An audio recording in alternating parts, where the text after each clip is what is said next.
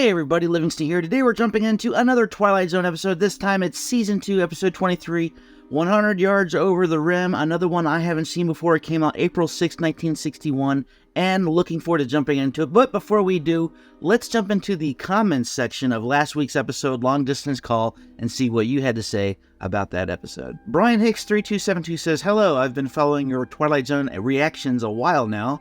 I was a big fan of the show and watched every episode on sci-fi marathons, and it's great to relive these episodes again."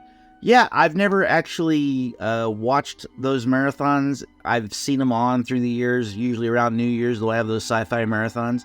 And I've watched episodes here and there, but I've never actually sat through the entire marathon. But I'm actually doing my own marathon right here for the channel, and I'm glad I'm doing it so you can enjoy the comments, the trivia, and the reaction commentary as well. But appreciate the comment. Thank you so much. P Sparks 3419 says, "Livingston, I want to give you a shout out for doing a weekly commentary on this series. It's always a lot of fun watching these and hearing your thoughts about each episode." Well, thank you for commenting, and I enjoy doing the commentary and giving my thoughts on each episode. I like giving a breakdown. I actually recently went back and looked at the very first episode that I did for Twilight Zone just to see how this actually has evolved since I started it last March. J West 869 says, "One Step Beyond" and Alfred Hitchcock Presents are two other great series from the 50s and 60s. I've actually heard of Alfred Hitchcock Presents. I have not heard of One Step Beyond, but I will definitely be looking up those shows, and maybe I'll do that sometime in the future. Calm says, "Miniature Season 4, Episode 8 is very good, and what you need Season 1, Episode 12. If you watch the Twilight Zone episodes, you will see where Steven Spielberg got some of his inspiration for Gremlins, Poltergeist, perhaps Duel, and possibly others. You will probably also see something that perhaps gave Stephen King inspiration." Very true. I've actually brought up Stephen King a few times in this channel because there have been a couple stories in Season 1, I think in Season 2 as well, that kind of was similar to what Stephen King wrote. And it turns out when you read some of the trivia, Stephen King got lots of his inspiration from the Twilight Zone series, so thanks for sending in that comment. Charles Stewart 8009 says, "Bill Mummy is in a really great episode not long after this where he has superpowers and controls a small town. It's a Great Life." I think I've actually talked about that episode during the Twilight Zone movie. There is an actual segment in that movie where a kid controls a household of people. And that's where I think they got that story from the episode that you're actually talking to. So, yeah, thanks for commenting. Ben Rositas 8068 says, "I must need new glasses as I thought you said Bill Murray." He's talking about Charles Stewart's comment at first. I mean, can you imagine him in that episode? Well, that would be interesting. Alan Jones writes us and says, "The use of videotape gave the episode a soap opera feel." Very true. I mean, that's what a lot of soap operas filmed on back in the day. Empire Jeff says, "I am fine with 6 episodes being filmed on videotape." I'm fine with it too. It didn't bother me all that much, but I can definitely tell the difference between the videotape episodes and the film episodes. Rod Cooler says, "What happened to Billy? Did he run over? Did he get run over or fall off a wall?" Well, from the end of the episode, it sounds like his grandmother kind of let go of him and wasn't going to be talking to him about killing himself anymore. So that's good. But yeah, they didn't really give an update on what happened to Billy after he was saved by the EMTs, basically. So I'm guessing he lives happily ever after since the parents sat down with, and hugged and kissed and had a moment at the end. And then you went right into Rod Serling's commentary. But pretty sure Billy's okay. Richard Chase 2960 says, "Season 1 is my favorite so far. I haven't made it to 4 or 5 yet. I think Season 2 is the same weakest of the first 3 in my opinion. My favorite episode includes the little guy. Keep your eye out for that episode. Haha."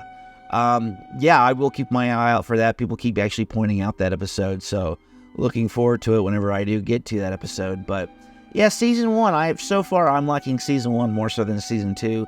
Season 2, it probably might be the weakest one out of the 3 that you've seen. Curious about 4 and 5. I think in Season 4, they actually up the running time of the episodes where they make them like an hour long instead of the 25 minutes we've been doing. But we'll see. John Wick 101 says, "Oh no, I can't do this. Won't be subscribing. Bye." Thanks. Moving on to the next one. Ben Rositas 8068 says, "I was 10 when I saw this one, and my grandmother had passed away about 3 months prior. Needless to say, I didn't like this episode. Yeah, of course, I mean, when you're 10 years old and you lose your grandmother, I'm sure that really affects you in a big way when you see an episode like this.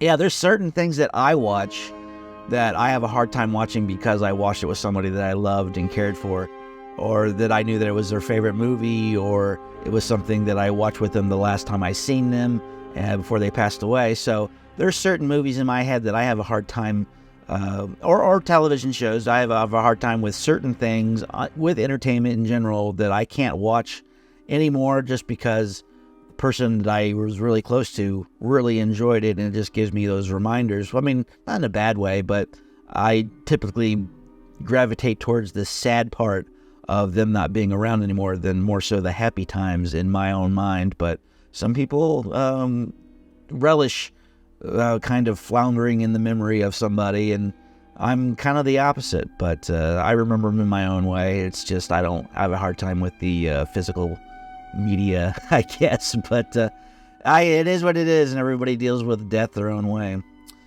Joel O'Berger 3221 says, "You have depression, seek the Lord Jesus."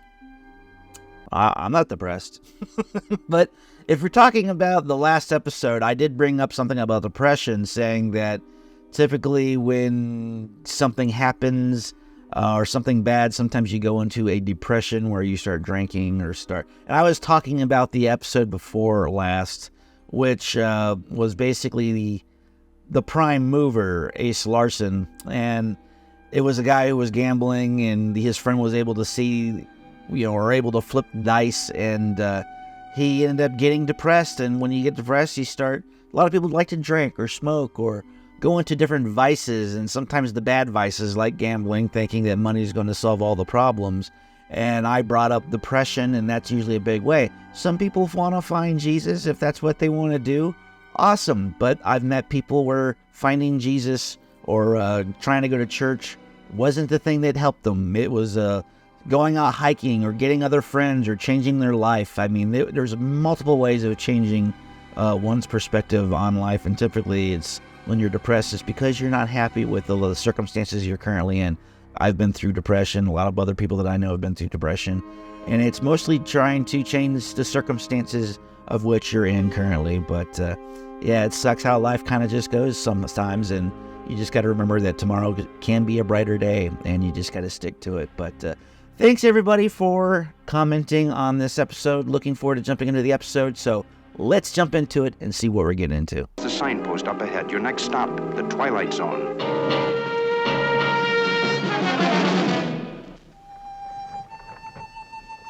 Oh, we're in the West. You can tell by the harmonica.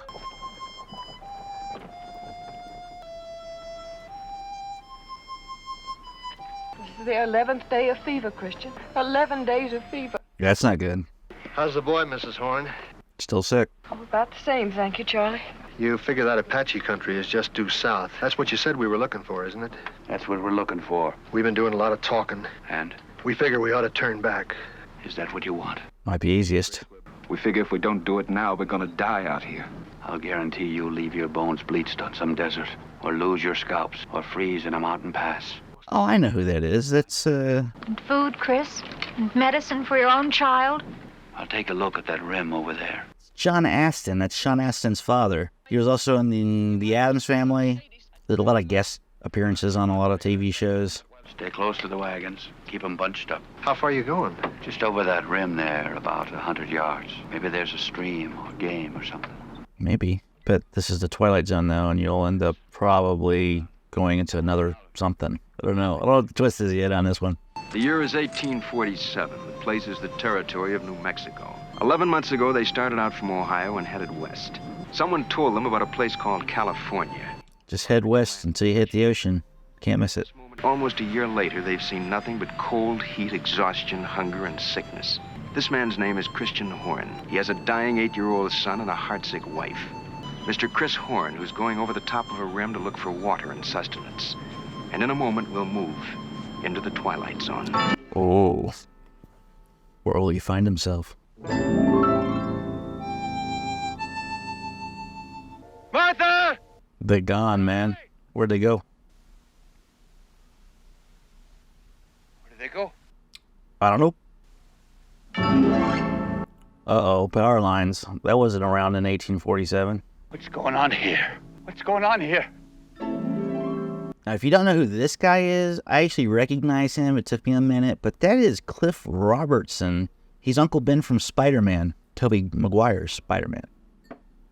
There's like 3 of them now.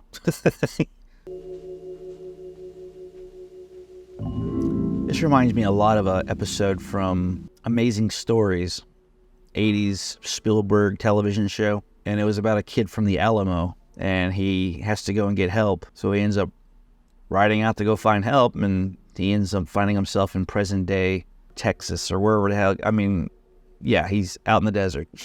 Probably around the Alamo, so. What in tarnation?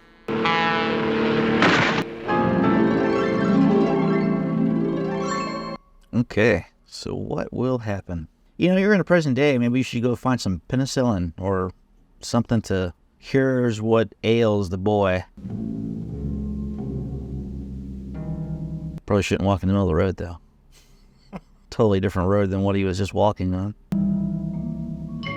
Joe's Air Flight Cafe and Gas Station, 1 mile ahead. It's exactly what happened in the Amazing Stories episode. I wonder if this is kind of like or if the Amazing Stories episode is a remake of this episode from another television show. Kind of stealing, isn't it?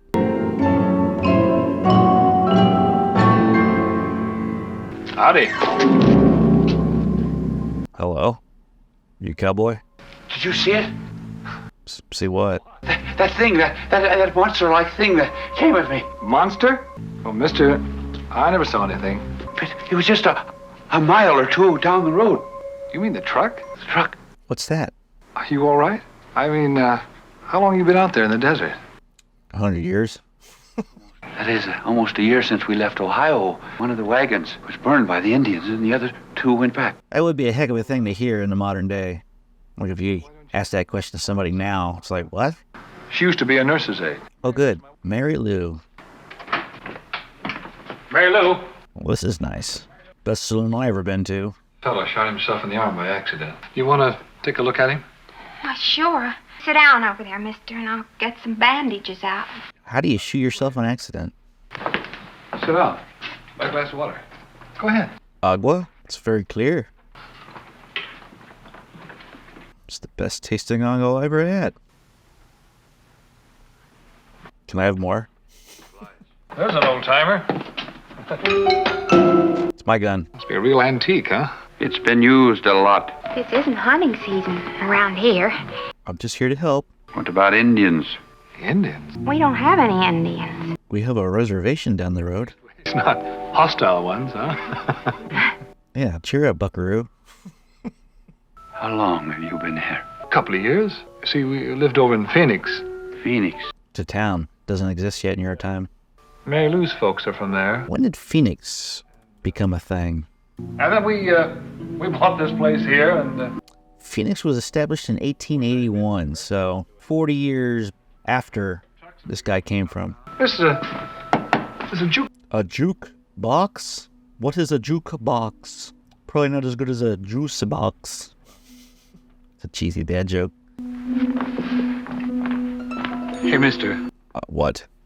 where you from? 1847. I'm from Ohio. I left the wagons on the other side of the rim. Should probably go over there back, huh? Well, there's a natural spring just west of here.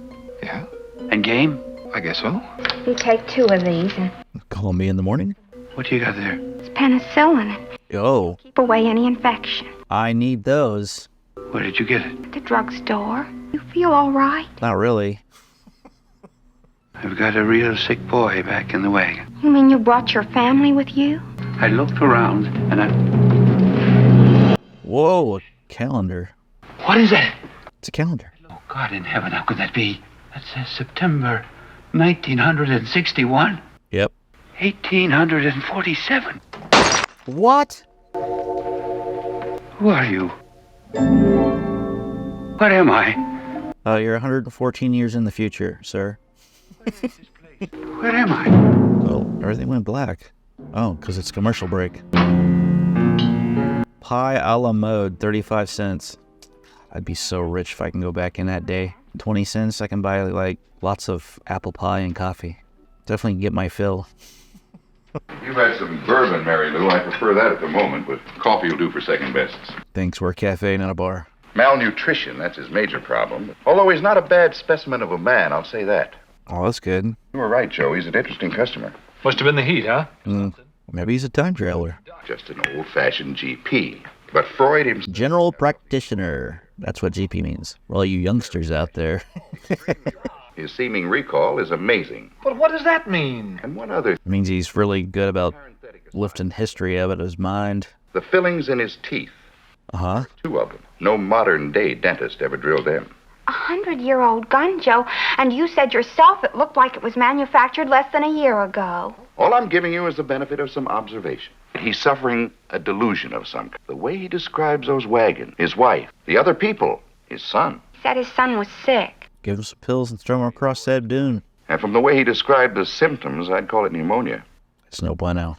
So, Doc, what are we going to do with him? I want the sheriff's office, please. Can you radio to him to get over to Joe's diner as fast as he can? There's a man here who needs looking after. My son. Yeah, what about him? I read this in the book. It's the encyclopedia. Horn, Christian Jr., M.D. That's his kid? Famous for his early work in childhood diseases. Born Meriden, Ohio, 1839. Died Santa Barbara, California, 1914. So he lived a long time. That's my son. That's Chris. I may be crazy, or the world may be turned upside down, but I know that I've been put here for a reason.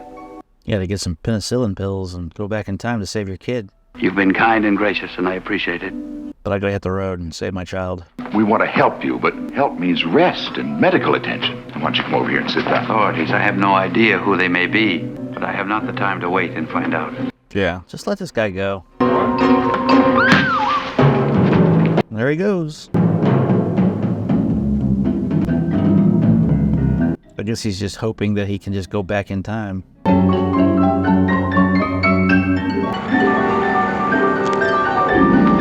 Oh, he's gonna go over the hill and he'll probably be gone by the time the cops get there. Keep going.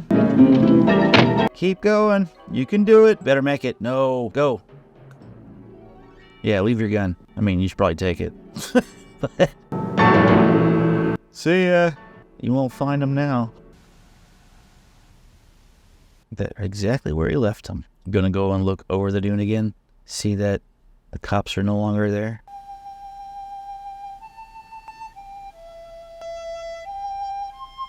Got your pills. Yeah, John Astin didn't really have a big part in this. It was only in the very beginning and the very end. You forget something, Christian? That's how to save our boy. All this time. All what time? Chris, honey, you just left a few seconds ago. What did you forget? Didn't forget a thing. What's that? I've got a story to tell you, but let's give our kid these pills. Give him 2 of these tablets. I think it may save his life. Nothing much on the other side, was there? Oh, there was plenty on the other side. You'll be surprised, Charlie. There's a whole lot on the other side of that rim.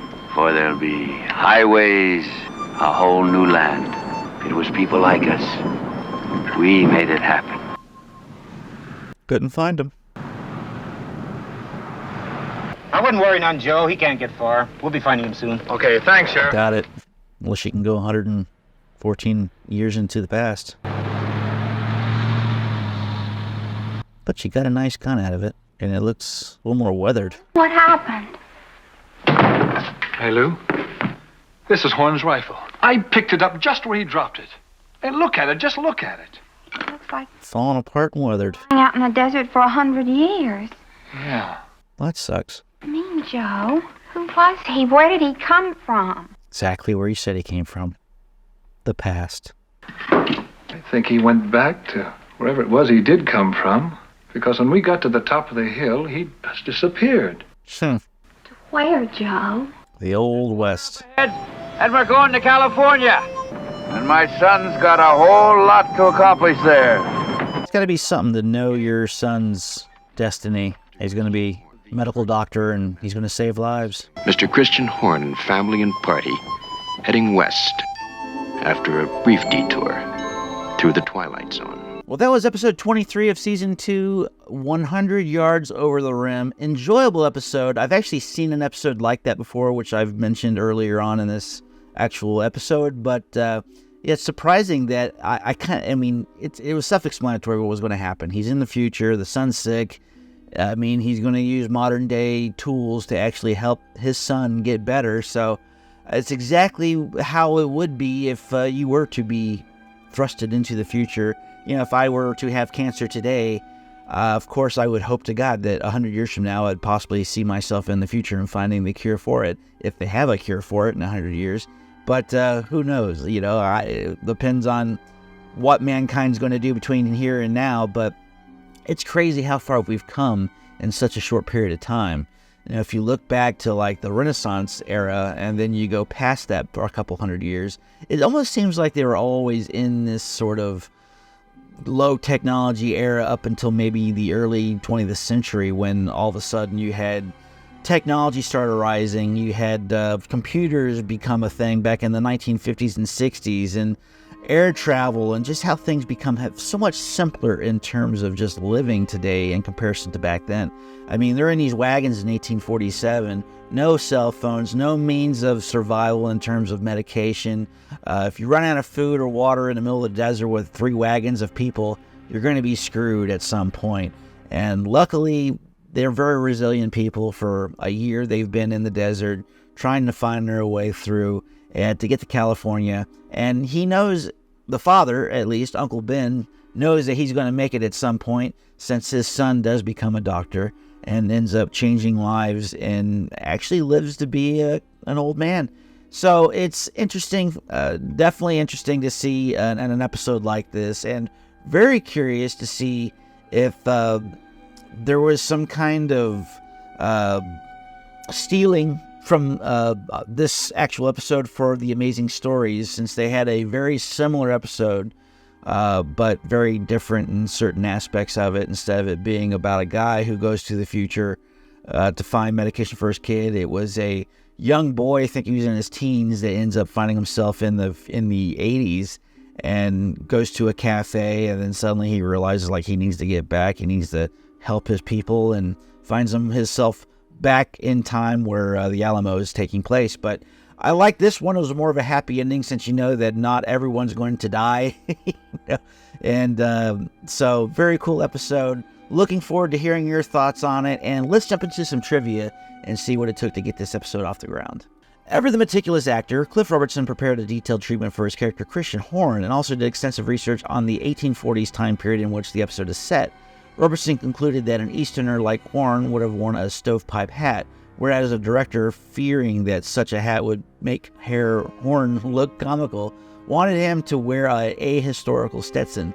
The dispute was finally taken to producer Rod Serling, who, after hearing both sides, decided to let Robertson wear the stovepipe hat, as seen in the film version.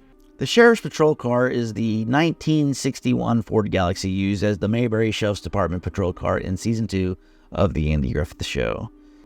J.J. Abrams has said that this episode was his personal favorite out of the whole series. This episode aired April 7th, 1961, 5 months before the events taking place in the calendar month posted in the diner of September 1961. There is an ad for Oasis cigarettes at the end of the episode. I missed that. From a Caltrans historic property survey, the property is a large single-story commercial building constructed in 1948 as part of John Grant's tourism and highway service developments. Gene Christensen later acquired the building and operated the Southern Inyo garage and store. The building is fairly plain, but the curvature of the false front and the pylon evoke a reference to the Art Modern style. By 1957, the building was remodeled and converted to the Air Flight Cafe, and eventually became the Stagecoach Inn. The restaurant closed in 1975, after which it was remodeled to serve as a market. It appears that by December 2022, a Caltrans project called the Olacha Cartago 4-lane project will move Highway 395 a few miles west, effectively cutting off the Airlight Cafe from easy access. Well, that sucks. In Twilight Zone's second season show, 100 Yards Over the Rim, 1961, Christian Horn, the leader of a wagon train from 1847, leaves the party to help his ill son. What he finds is present-day early 1960s New Mexico. The center of the action is the Airlight Cafe. Recently, I was amazed to learn that the Airlight Cafe is still standing, located on the eastern side of the Sierra Nevada mountains, just off of US 395, near Olancha and Grant, California. Its exact address of the Airlight Cafe is 2010 South Highway 395. This episode takes place in 1847 and September 1961. Christian Horn Jr. was born in Meridian, Ohio in 1839 and died in Santa Barbara, California in 1914. Two of the actors in this episode, Edward Platt and John Austin, would a decade later appear memorably in the sitcom The Odd Couple as a separate employers of Oscar Madison, and the same as here, not have a scene together. In this sitcom episode, Oscar's New Life, sports writer Oscar is fired by Platt and then hired by Hugh Hefner-like magazine publisher Aston. Actors Cliff Robertson and John Astin would both later become special guest villains on Batman. Robertson would become Western outlaw. Shame and Astin would be a temporary replacement for actor Frank Gorshin as the Riddler. I actually kind of remember him being the Riddler. Totally forgot about him doing that. Well, that's it for this episode. Don't forget to like, share, and subscribe to continue on to our journey to episode 156 of The Twilight Zone. Until next time, see you later.